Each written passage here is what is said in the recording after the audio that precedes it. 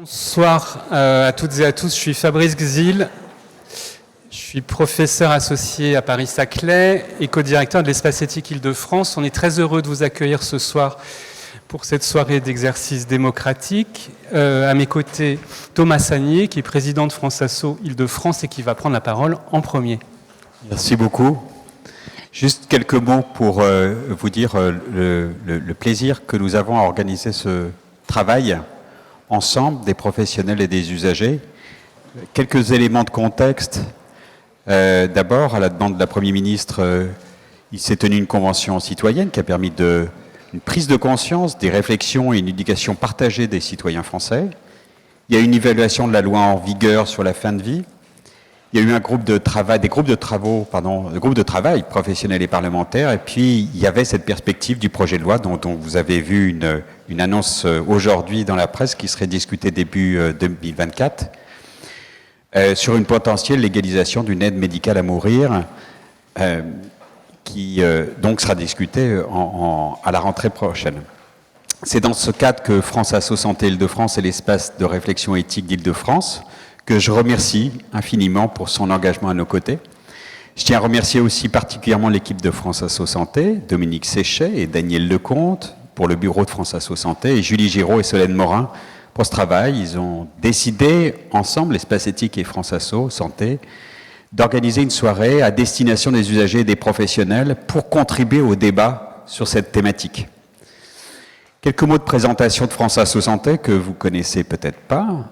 C'est une organisation de référence pour représenter les patients et les usagers du système de santé et défendre leurs intérêts. C'est un collectif au-delà et au service de mouvements associatifs qu'il compose, patients, personnes en situation de handicap, précarité, consommateurs et personnes âgées. La volonté de France Asso Santé est de permettre aux usagers de s'exprimer sur les problématiques qui les concernent au premier chef. Et en ce sens, France Asso Santé travaille sur l'ensemble des sujets susceptibles d'impacter le quotidien des citoyens en lien avec leur santé, leurs droits et l'organisation du système de santé. France Asso Santé Île-de-France, c'est 57 associations membres. Alors pourquoi cette soirée ? Il ne s'agit pas de refaire la Convention citoyenne qui a permis d'établir une vision des possibles. La fin de vie est un sujet de démocratie en santé, ne doit pas être abordé uniquement sous le prisme de l'enjeu sociétal qu'il représente ou des pratiques médicales qu'il implique. Il s'agit d'envisager un autre travail, un travail collaboratif entre usagers, proches et professionnels sur 4 thématiques qui invitent à l'approfondir. Rôle et place des aidants et des proches, information du grand public, vers une légalisation d'une aide active à mourir, l'avenir des soins palliatifs à domicile. Cet événement se veut une discussion croisée entre citoyens, professionnels de santé et usagers du système de santé sur un sujet essentiel de la vie, sa fin. France Asso Santé a une position sur le sujet. Par la diversité des associations qu'il constitue, France Asso Santé est représentative de l'éventail des positionnements qui existent dans la société française sur le débat de l'aide active à mourir. Néanmoins, parce qu'elle porte la voix des usagers et défend leurs intérêts, il est du ressort de phase de se positionner pour que si un droit à bénéficier d'une aide active à mourir est ouvert, les conditions de mise en œuvre de ce droit soient les plus favorables à l'accompagnement des personnes malades et leurs proches, tant dans ses modalités d'accès que dans sa mise en place et son suivi. Il n'existe pas de position éthique de la part de France Asso Santé, quel que soit le modèle français de la fin de vie qui sera proposé puis voté. France Asso Santé suivra de près les discussions afin de porter des enjeux communs en termes d'information, de respect de mise en œuvre d'un éventuel nouveau droit et d'un égal accès à celui-ci. Ceci étant dit, je vous souhaite un excellent travail sur votre table et que la production soit à la fois bienveillante, pleine d'intelligence collective, et bons travaux à vous tous et toutes. Merci beaucoup.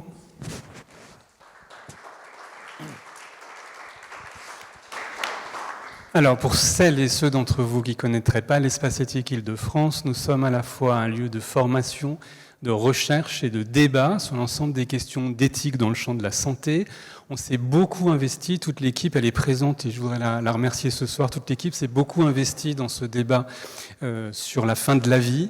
Depuis des mois, ça doit être la 30e à peu près rencontre qu'on organise. On a fait des débats avec des lycéens, avec des résidents d'EHPAD, avec des usagers de la santé, avec des professionnels de santé évidemment.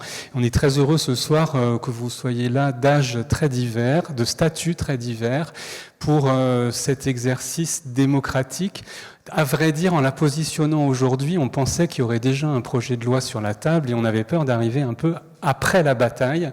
Pour ceux qui ont ouvert un journal du soir cet après-midi, vous avez vu qu'on va encore très probablement en discuter pendant de longs mois. Donc l'exercice qu'on va mener ce soir est pas inutile. On va essayer d'en faire une synthèse. Vous allez être amenés par table à avoir des rapporteurs on va essayer il y a une agence qui nous aide à faire une retranscription de ce que vous aurez dit. Donc on va essayer aussi de faire entendre ce qui aura été dit. Je m'associe à Thomas Sagnier pour dire que pour nous, l'exercice démocratique, c'est pas un vain mot et on sait qu'il y a d'éternels débats sur ce qu'est ou ce que devrait être la démocratie en santé. Pour nous, elle est jamais mieux représentée que par le dispositif qu'on a essayé d'imaginer là, où on essaye de se parler les uns aux autres, où il n'y a pas... il y avait une députée qui avait annoncé sa présence, je ne sais pas si elle sera là ou si elle sera représentée, mais votre parole sera portée. C'est important pour nous qu'on puisse se parler de ces sujets et prendre le temps. Donc, on a choisi pour chaque table, vous avez un sujet. Vous allez avoir à peu près 1 heure pour travailler dessus ensemble. Après, il y aura un moment de restitution. Je voudrais insister sur le fait que l'exercice de la parole démocratique, c'est pas n'importe quelle parole, c'est une parole qui nous engage encore plus, peut-être que dans notre vie personnelle. Et on voudrait que cette parole, ce soit une espèce de recherche en commun d'une forme de justesse ou de justice. Notre pays hésite sur des évolutions pour le futur. On vous demande vraiment d'être attentif. On est dans un pays démocratique, donc le respect de la parole d'autrui et de ses positions me semble fondamental, y compris sur les sujets qui peuvent faire débat. Et c'est naturel que sur un sujet comme ça, il y ait des débats et des différences de position. Vous avez vu aussi, c'est mon dernier point, qu'on n'a pas voulu réduire le sujet de la fin de la vie à la légalisation éventuelle d'une aide médicale à mourir. Il y a 3 autres thèmes importants: la place des proches et des aidants, la question de l'information du grand public, et la question des soins palliatifs à domicile, dont on sait tous que ça va être un enjeu absolument fondamental dans les années qui viennent. Donc on vous remercie beaucoup d'être venus aussi nombreux en soirée pour réfléchir avec nous à ce sujet, et puis on vous retrouve à la fin de vos travaux d'ici à peu près 1 heure, 1 heure et demie. Voilà, bon travail et puis à tout à l'heure. Allez, on y va. On va passer table en table. Chaque rapporteur aura 5-6 minutes. On vous demande de ne pas dépasser ce temps. On finit à 22h. On sait que c'est frustrant. Vous pouvez nous rajouter des choses par écrit s'il y a des choses importantes que le rapporteur n'aura pas dites. Et on commence par rôle et place des aidants et des proches. Est-ce que vous voulez venir à la tribune? Est-ce que vous voulez rester là? Allez, venez avec moi. On va se mettre là-bas. Venez. Bon, il paraît que c'est par moi que ça commence. Donc, écoutez, on a eu une discussion très intéressante parce que elle était nourrie vraiment de beaucoup de situations concrètes avec des gens qui étaient d'horizons très, très divers. Et entre autres, des questions sur les enfants. Et c'est entre autres à travers les situations concrètes qu'on a pu se rendre compte que les textes de loi offraient bien sûr énormément d'outils utiles, intéressants, qui pouvaient faire progresser les choses, mais qu'en même temps, ça pouvait aussi ne rien résoudre dans certaines situations et parfois aggraver les choses. Par exemple, on est tous d'accord sur le fait que c'est vraiment très important qu'il n'y ait pas d'absence de directives anticipées, de personnes de confiance, que plus il y a de la présence de pensée des gens autour de la mort, de décisions prises par eux en anticipant que ça pourrait leur arriver, c'est vraiment ce qui est le plus protecteur. Après, on est quand même obligé de constater tous, ce qu'on a fait, en tout cas dans notre table ronde, qu'il y a quand même plein de gens qui ne veulent pas penser à ça, en plus de tas de gens qui ne sont pas informés, ni soutenus, ni encouragés pour qu'ils puissent le faire. Alors entre ceux qui ne peuvent pas, ceux qui ne savent pas et ceux qui ne veulent pas, eh ben, ça laisse quand même pas mal de monde sur le carreau. Ensuite, effectivement, pour les personnes de confiance, on a deux problèmes. Le problème, c'est que c'est pas nécessairement le proche aidant, c'est pas toujours possible que la personne elle-même, la personne concernée, soit vraiment libre de choisir une personne qui lui convienne. Des fois, ça lui est un peu suggéré fortement par un proche aidant qui estime que c'est à lui que ça revient. Hein, c'est même assez courant. Et ça ne résout pas nécessairement, ça résout certains problèmes, c'est évident, mais en même temps, ça peut aussi créer des conflits intrafamiliaux. Hein. Là, on a eu beaucoup de récits d'enfants qui se disputent, qui se divisent, y compris sur la question de qui va être personne de confiance, c'est toi, non, c'est moi, enfin bon, et de difficultés aussi à se mettre d'accord. Et il y a quelqu'un qui a dit quelque chose que j'ai trouvé très très juste, qui est c'est très difficile que tout le monde puisse voir les choses de la même façon. Et je crois qu'effectivement c'est très difficile de construire un regard partagé sur la mort, sur ce qui est supportable, sur ce qui n'est pas supportable, sur ce qu'on peut penser et comprendre de la perception de l'autre. Se mettre à la place de l'autre, il n'y a rien de plus piégeant. Hein. Et en effet, arriver petit à petit, ça prend du temps, ça suppose des échanges, ça suppose pas trop de conflits. Et les aidants, entre autres, on constate qu'ils sont quand même souvent extrêmement en difficulté, très très mal en point. On n'est pas surpris qu'il y en a qui décèdent avant leur aidé parce qu'on avait en tout cas dans cette table-là des exemples autour de nous dans notre expérience, en tant que représentant d'usagers qu'en tant que professionnel, d'aidants épuisés, mais vraiment épuisés, pour qui ça devient très difficile de penser, de parler tranquillement, de se poser, et pour qui on peut vraiment souhaiter qu'il y ait des tiers pour les aider, pour les suppléer, mais aussi pour les accompagner dans la nécessité justement de se poser, pour se demander, se poser à soi-même certaines questions, se mettre au jour, se mettre au clair, avec en plus souvent quand même des désirs très contradictoires, hein, vouloir tout régler, tout contrôler, tout décider, et puis après estimer que c'est insupportable d'être tout seul à tout faire, enfin tout ce que nous connaissons quand nous avons été aidants ou que nous avons des gens autour de nous qui le sont et que nous voyons nous se débattre quand même. Quelqu'un a dit être un chef d'entreprise qui n'a pas été formé pour et qui doit coordonner plein de choses. Et alors en plus, il y a ce truc très piégeant qui est effectivement de se poser la question de qu'est-ce qu'on décidera à la place d'eux, son parent en général, enfin éventuellement pour son enfant, quand il s'agit de parents d'enfants. On avait dans notre table quelqu'un qui est soignante en pédiatrie avec des situations de mort d'enfants. Et ça, je pense que la situation là des aidants et parents est particulièrement éprouvante. Et donc, arriver effectivement à ce qu'ils puissent être tranquilles pour se demander à eux-mêmes et dire ensuite aux soignants ce qu'ils croient, qu'ils imaginent ou ils savent, mais sait-on vraiment tout à fait ce que l'autre peut éprouver et vouloir? C'est la question que nous nous sommes posées.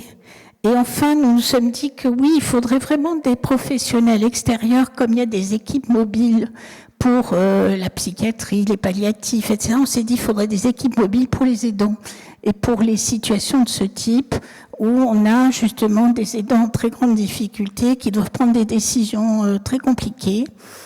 Et on a l'exemple de gens, de résidents d'EHPAD qui demandent à la directrice de l'EHPAD ou à un cadre de santé de l'EHPAD d'être leur personne de confiance et de décider pour elles. Et effectivement, c'est une situation qui n'est pas possible, qui n'est pas acceptable, parce que là, il y a vraiment, ça fait trop de nœuds d'être à toutes ces places-là, mais en même temps, ces personnes, ces résidents, ils disent quelque chose d'important, ils disent qu'ils ont confiance en quelqu'un, dans une personne, et que ça n'est pas nécessairement leur enfant, par exemple, leur famille, c'est pas nécessairement quelqu'un qui va être trop personnellement touché par leur situation. Parce qu'effectivement, la situation des enfants, par exemple, c'est vraiment très compliqué, parce qu'ils peuvent tout à fait ne pas être du tout d'accord pour que leurs parents, qui lui souhaiteraient ne pas être réanimés, ne le soient pas. Ils peuvent avoir leurs envies à eux, leurs idées à eux là-dessus. Et donc, on s'est quand même dit que des tiers, et peut-être, pourquoi pas, des espèces d'équipes mobiles pour venir au secours des équipes en difficulté et des aidants en difficulté dans ces situations-là pourraient être intéressantes, qu'on pourrait mettre dedans des professionnels et des représentants usagers. Voilà, c'était une des propositions concrètes auxquelles on a pu arriver. Sinon, il y avait plein d'autres choses, mais je ne vais pas tout vous raconter. Merci beaucoup, on peut vous applaudir. Merci beaucoup. On va se tourner vers le groupe communication. Est-ce que vous voulez venir à la tribune? Vous voulez parler de la table? Qu'est-ce que vous préférez? Qui parle? C'est vous? Allez-y.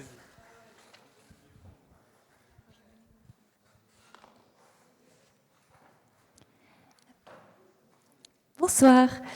Je vais essayer de rapporter au mieux ce que notre table a pu échanger au sujet de l'information du grand public pour la fin de vie. On est parti du postulat de départ que les citoyens sont informés de manière générale qu'ils ont des droits en tant que patients, mais finalement il y a un gros manque d'informations sur la fin de vie. Et il y a plusieurs blocages pour la communication. Donc informer qui, quand, comment et quoi. On a beaucoup discuté. J'ai essayé de vous résumer un petit peu ce qu'on a pu se dire. Déjà, c'est que la communication, ça va vraiment toucher toute la société. Il ne s'agit pas que de parler des droits. Il s'agit de réacculturer autour de la mort. Qu'est-ce que c'est la mort? Et on s'est rendu compte que c'est difficile d'entendre parler de la mort de ses proches ou de sa propre mort, alors que finalement, on entend parler de la mort tous les jours dans l'actualité. Donc pourquoi pas essayer de définir clairement la terminologie autour de la fin de vie. Qu'est-ce que c'est chaque terme exactement? Qu'est-ce qu'on entend derrière? Il y a différents acteurs qui vont pouvoir communiquer autour de la fin de vie. Alors on pense généralement à l'État, aux associations, mais on s'est dit qu'on pouvait aussi s'interroger sur les acteurs au sein de la famille, de ne pas arrêter de parler de la mort avec les enfants et de continuer tout au long de la vie.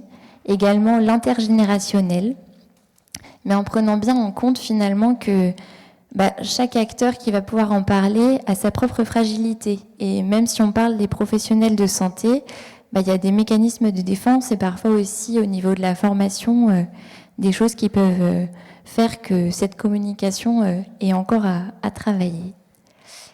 La mort, c'est donc pas un sujet neutre. Il y a beaucoup de tabous, beaucoup d'aspects culturels aussi à prendre en compte. Et enfin, pour communiquer autour de la fin de vie, il faut prendre en compte aussi de bien intégrer les personnes, par exemple, immigrées, les personnes qui seraient en situation de handicap, pour s'assurer que toutes ces personnes puissent également avoir accès à l'information. Est-ce que quelqu'un veut? Merci.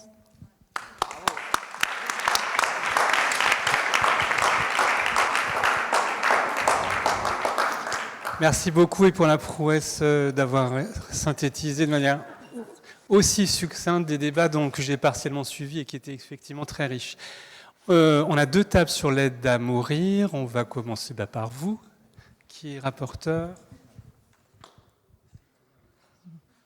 Merci, bonsoir. Je vais essayer de rendre compte rapidement de nos échanges. Voilà, d'abord bravo parce que les échanges ont été vraiment très riches. On a pris aussi une posture ici particulière parce qu'on a interrogé la question. Vous savez, on manque parfois les présupposés de tout cela, et c'est vrai que cette question d'interroger faut-il vraiment légiférer? C'est une question qui a notamment été posée. Alors, dans les arguments pour, bien entendu, il y a cette question des douleurs et des souffrances absolument qui résistent, en fait. C'est ce que vous avez beaucoup évoqué. Et puis, la question tout de même du défaut d'accès aux soins en général, c'est-à-dire qu'il y a de grandes inégalités d'accès en fonction des moyens sociaux des personnes, d'accès aux soins. Et on craint, en tout cas c'est ce qui a été évoqué à plusieurs reprises, que ce choix soit un choix par défaut à cause du manque de moyens d'accès aux soins d'abord tout court et aux soins palliatifs, bien entendu, avec effectivement 20 départements qui ne sont pas pourvus d'unités de soins palliatifs. Donc ça a été vraiment un point important. L'autre point important, c'est celui du manque de formation des médecins. Si effectivement dans les soins palliatifs, les praticiens sont formés, la majorité les autres ne connaissent pas la loi Claes-Leonetti, ne connaissent pas tous ces éléments-là. Ensuite, s'est posé la question du regard de la société, en fait, sur les vulnérabilités, c'est-à-dire que on parle beaucoup de la liberté, et on parle peu des vulnérabilités finalement. Quels sont nos devoirs vis-à-vis des vulnérabilités et comment on les estime, ces personnes, comment on est en relation avec elles. Donc c'est un vrai projet sociétal qui a été proposé ici autour de cette table, à savoir comment on repense nos valeurs. C'est-à-dire que les valeurs du soin sont invisibilisées, sont maltraitées. On a parlé des aidants à l'instant, donc ce sont des personnes qui sont vraiment à bout et comme les soignants partout à l'hôpital et dans beaucoup d'institutions. Et c'est vrai qu'il manque de moyens, ils sont épuisés et on va leur demander quelque chose de très difficile. C'est poser également le financement de toute cette affaire, en sachant qu'on manque déjà de moyens pour au service des soins, et donc se sont posées ces questions extrêmement importantes. Quant à la violence de l'acte, elle a été également évoquée, et dans la conséquence pour les soignants et pour les familles. Et enfin, s'est posé la question du tragique, donc avec l'idée que la loi était pour une collectivité et pas pour répondre à des demandes individuelles, et qu'en effet les valeurs du soin devaient être revalorisées. On a évoqué le danger des dérives, mais qu'il nous fallait vraiment mettre le paquet sur les formations, sur l'information, multiplier les moyens, et plutôt que d'aménager les canalisations en cherchant des solutions à la question qu'on pose, de se dire est-ce qu'on peut pas réouvrir une source qui est la source de la relation, la source de l'attention vis-à-vis des vulnérabilités. Bref, un grand challenge de société s'annonce. Voilà, merci de votre attention.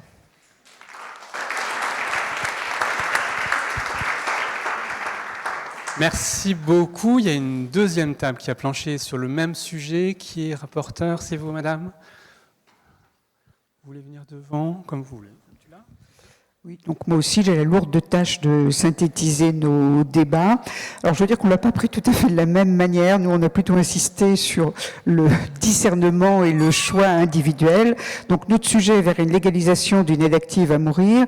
Ça comprend donc, on s'est interrogé sur qu'est-ce que ça comprend.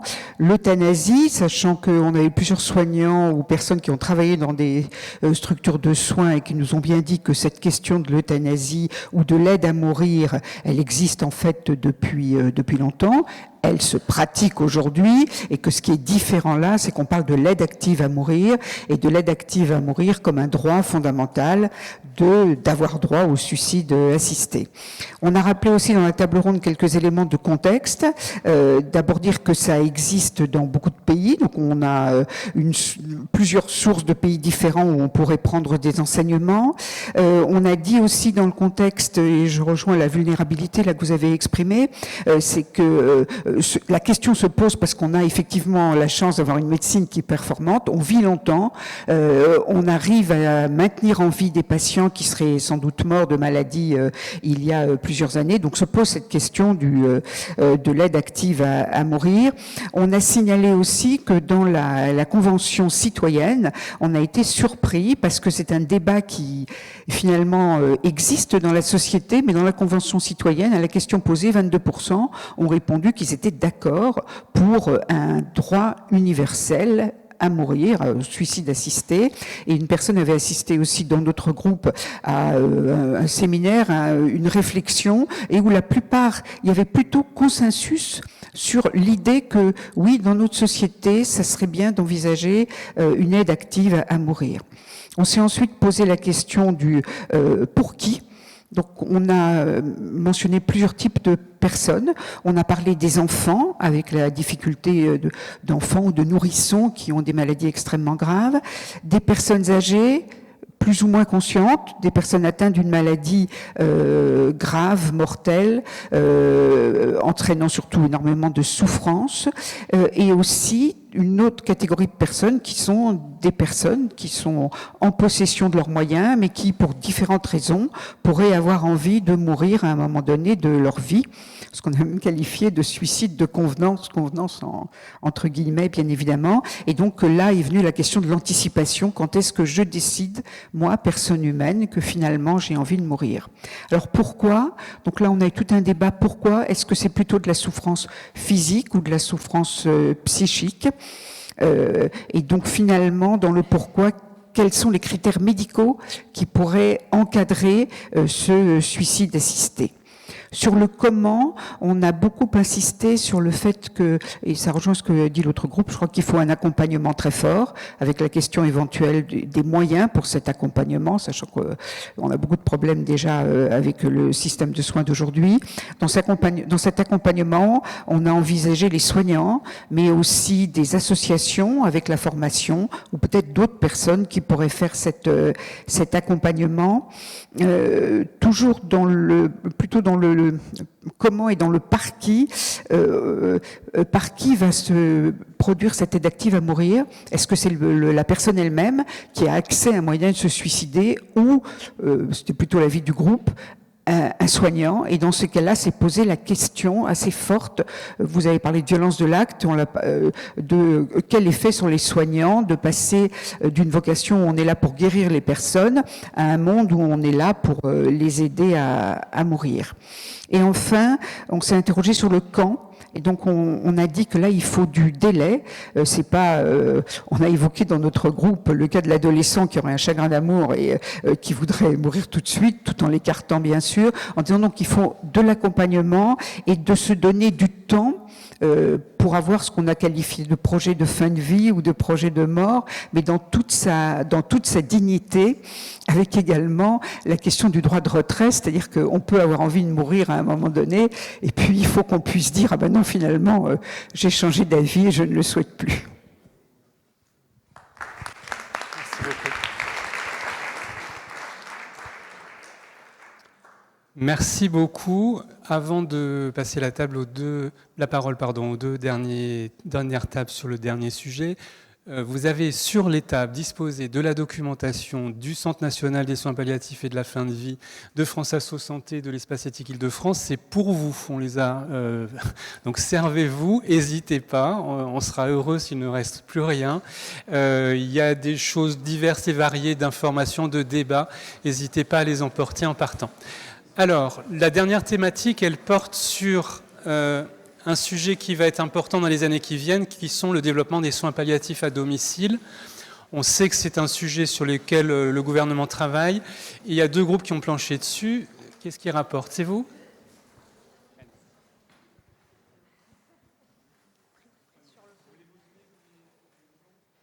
Non, ça va, merci.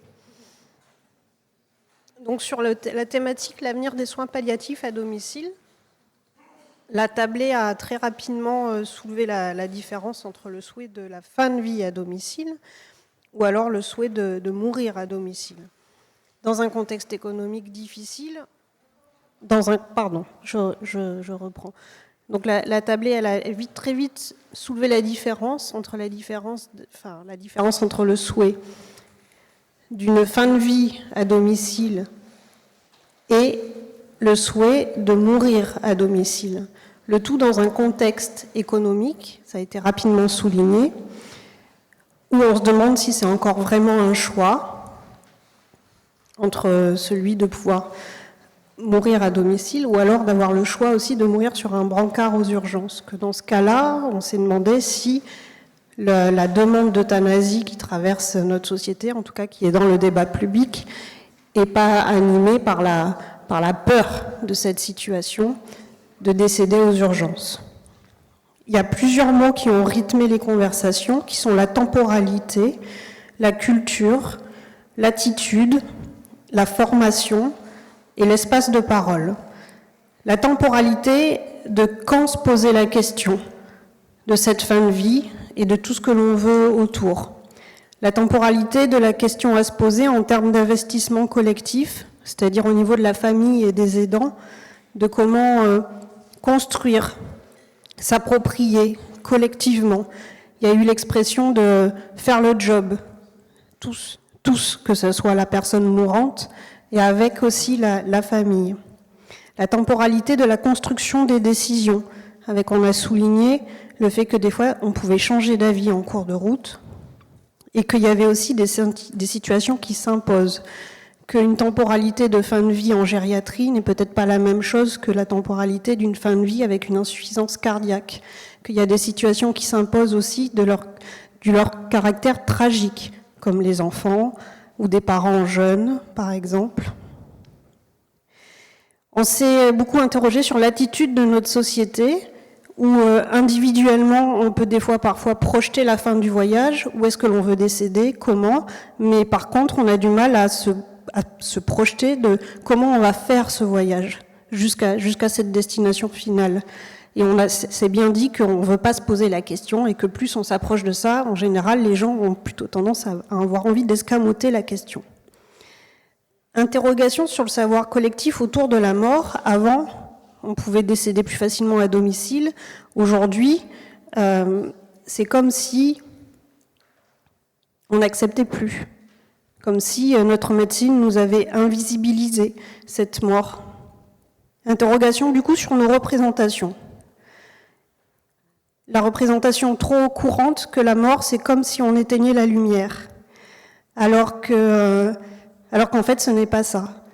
Et du coup, ce n'est pas tout le temps ça, en tout cas. Et donc, du coup, comment partager ça avec le grand public? Comment partager ça aussi avec les soignants? On s'est posé la question, on a rejoint, je pense, le débat sur comment dialoguer avec le grand public. On a évoqué les campagnes à la télévision. On a évoqué la campagne de la SFAP avec les derniers secours. On a évoqué le jeu de société de l'association Jamalv.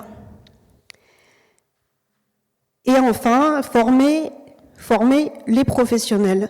Non pas d'un point de vue strictement réglementaire, on évoque les directives anticipées parce qu'il faut le faire, mais former les soignants à investir ces outils avec par exemple l'expérience d'un EHPAD où les soignants sont invités à remplir eux-mêmes leurs directives anticipées afin d'interroger leur propre représentation sur ce qu'est la mort.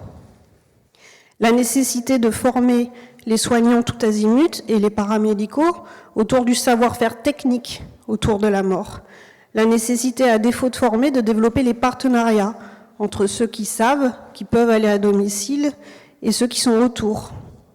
La nécessité de former avant tout le médecin traitant, c'est-à-dire, ça a été souligné, le fait de vivre dans un contexte où on a un médecin traitant, ou alors dans un contexte urbain où on va être suivi par plusieurs spécialistes, eh bien des fois il va manquer la figure d'un chef d'orchestre, d'un soignant qui va s'investir, se mouiller dans une proximité ajustée pour que l'attachement soit une des composantes du soin et qu'il y ait un espace de parole autour de cette fin de vie. Et cet espace de parole, pour clore, on l'a évoqué au domicile afin de souligner l'importance qu'il y ait plusieurs acteurs, des soignants, les aidants et les bénévoles pour des espaces de parole sans jugement et qui offrent plusieurs libertés.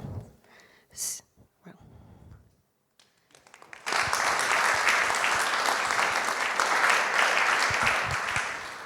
Merci beaucoup. Et la dernière table, c'est vous. Donc la dernière table qui était sur l'avenir des soins palliatifs à domicile. Notre approche a été d'abord à travers plusieurs inquiétudes. Inquiétudes liées à la disponibilité des professionnels de santé, à l'écoute des proches, à la gestion de l'imprévu, logistique et médicale, à la force morale pour faire face justement à la question des soins palliatifs à domicile. Puis après que ce soit mis en place, ou plutôt on a imaginé et questionné l'enjeu de l'accès au fond des soins palliatifs à domicile, avec la nécessité, l'importance effectivement que les gens puissent avoir le choix, puissent connaître les dispositifs, mais encore faut-il qu'il y ait cette réelle capacité d'accompagnement sur le territoire, même s'il semblait que c'était le cas, les modes opératoires pouvaient diverger, pouvaient être différents suivant les endroits. Puis ensuite, les enjeux du coût que ça pouvait représenter et de l'information liée à ces coûts pour l'ensemble des personnes qui étaient concernées. Ensuite, il y avait l'enjeu des soins palliatifs et celui de, sans priorité, l'enjeu de l'accompagnement des professionnels au fond de la représentation que pouvaient avoir les professionnels de ce que c'est qu'une bonne fin de vie. L'enjeu de la formation est arrivé très vite, et de manque de formation de professionnels à ces questions-là, et l'idée que des proches qui ont vécu ça puissent former les professionnels et participer à la formation était un point important pour que ces soins soient faits dans les meilleures conditions. Puis après l'accompagnement des professionnels, l'accompagnement évidemment des proches, avec la force, l'arrivée au fond, l'intrusion dans l'hôpital à domicile et dans l'intimité, qui pouvait être frappante. Certains ont dit, non, j'ai oublié le terme, mais voilà, c'est arrivé dans l'intimité, une intrusion très forte, merci beaucoup. Avec aussi cette décision qui arrive du soin à domicile qui pouvait parfois être extrêmement brutale parce que les nécessités médicales le faisaient. Et cette gestion, au fond, du temps qui peut être très court, avec une décision qui se prend très rapidement, mais qui peut être aussi très long dans la durée, fait que, ou qui peut être aussi très courte, liée à la dégradation très rapide des personnes, cette imprévision, et qui faisait écho, au fond, à la force morale et à la capacité des gens à faire face, c'était un réel enjeu.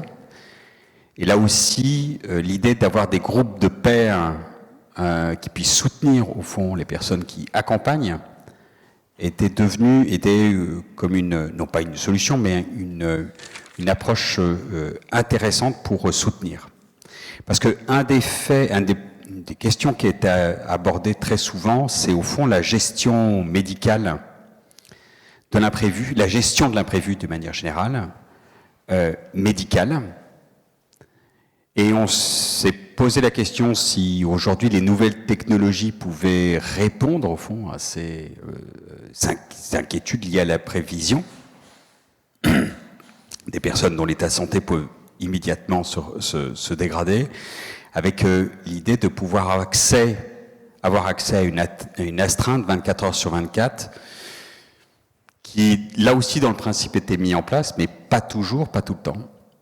Mais cette intrusion potentielle du médical posait aussi la question de la médicalisation de la fin de vie, qui n'était pas sans conséquence.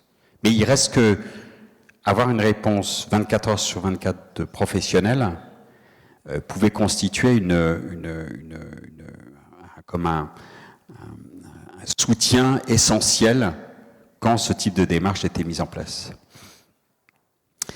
Et puis un des points, pour finir, sur les soins palliatifs à domicile, c'est la gestion, c'est la capacité au fond à anticiper, prévenir les crises, apaiser les souffrances. Et que ce point-là était l'anticipation, c'est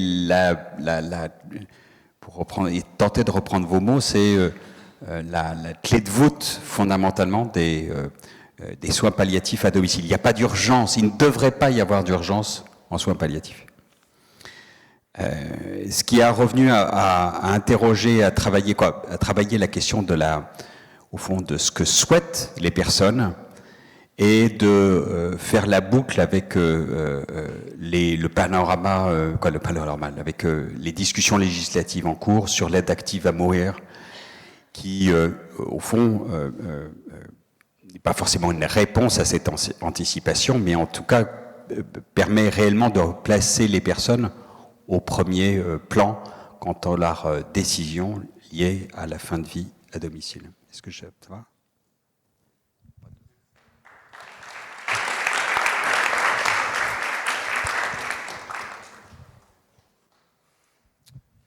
Bien, la soirée se termine et on a beaucoup parlé à toutes les tables de l'épuisement des aidants. Donc on va faire attention à ce que vous ne partiez pas complètement épuisés et que vous puissiez retrouver le chemin chez vous tranquillement. En tout cas, on vous remercie au nom de France Asso Santé et de l'Espace Éthique de votre participation. Je vous rappelle que vous pourrez retrouver le compte-rendu de toutes les tables sur le site de l'Espace Santé et sur le site de France Asso Santé dans quelques jours, une fois que le montage sera fait, et vous retrouverez donc le résultat de cette soirée. Et je pense qu'on pourra se retrouver de nouvelles fois parce que le sujet est loin d'être épuisé. Bonne soirée. Je voudrais pour ma part remercier très très chaleureusement toute l'équipe de l'Espace Éthique qui s'est entièrement mobilisée pour cet événement. Virginie Ponel, Sébastien Kless, Paul Louvel-Dubuc, Pierre-Emmanuel Brugeron, Anne-Caroline Claus-Verdreau, Alexis Raya-Poulet et Patrice Dubosc. Merci beaucoup. Et moi j'ai entendu deux choses, je voudrais qu'on finisse là-dessus sur deux mots, en vous écoutant, en faisant le tour des tables et en écoutant les restitutions. J'ai entendu de la gravité. J'ai trouvé que quand vous vous exprimiez tous, mais on l'a là, cette conscience d'un sujet qui est complexe, qui nécessite beaucoup de nuances et dont les enjeux sont importants, et quelles que soient les décisions qui sont prises, que ce soit pour renforcer les soins palliatifs ou pour faire évoluer la loi, on sent que les enjeux sont importants et que c'est pas un projet de loi ou un texte de loi comme les autres. Et la deuxième chose que j'ai entendue, c'est des doutes. J'ai vu des personnes qui marchaient sur des œufs, qui essayaient de formuler des choses complexes, parfois de penser contre eux-mêmes, de basculer, de dire oui mais là on vient de parler des personnes âgées, mais il y a aussi les enfants ça pose des questions différentes. Et je vous ai vu marcher sur des œufs, c'est un peu l'impression que j'ai eue, c'est-à-dire d'être capable de douter et de penser contre soi-même, même si par ailleurs on a des convictions, il y a des valeurs auxquelles on est fortement attaché. Merci à tous de cet exercice, on est très heureux de l'avoir mené avec vous et à très bientôt.